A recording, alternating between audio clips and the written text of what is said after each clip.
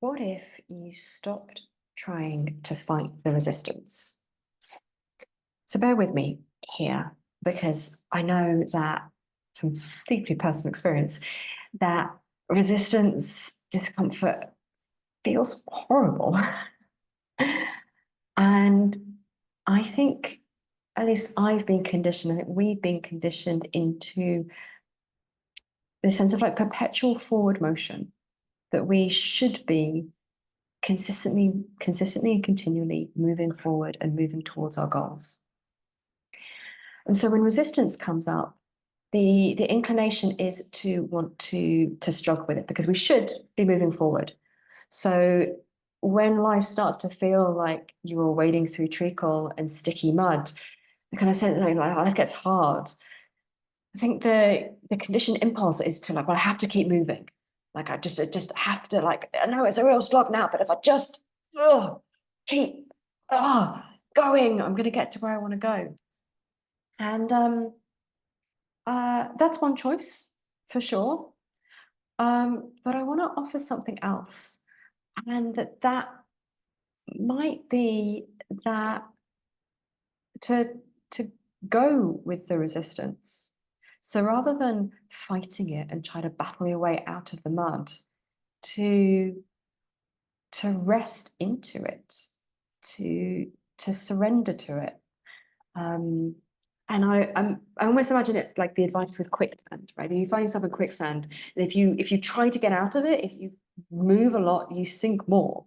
Um, to save yourself in quicksand, the idea is to stop moving and to allow yourself to spread your body weight out um, and move slowly. But I'm really with this in my own life in recent months. Like I've had a lot of discomfort and resistance and desire to get out of it, and what I'm discovering is that as I've slowed down and I've been with it and surrendered to it a little bit, and it's felt horrific at times. Like I don't want to feel like this. I want life to be light and fun and playful, and it's not been. It's been heavy and challenging and hopeless at times. But to paraphrase Churchill, like, if you want to, the to get out of hell, you have to go through it. And I think sometimes it can be the same with resistance, that there's not only is that the path through to keep us moving forward, but there's wisdom there. There's wisdom in that resistance, the discomfort, the autumns of cycles are inherently uncomfortable. As we're facing up to like what's working and what isn't working, that feeling that sort of sensitivity, it's there to remind us to pause, right? Like the autumn is the prelude to winter. It's the prelude to stopping. And so many of us, like, we've just been conditioned out of that, like to just keep going all the time, to stay in perpetual summer mode.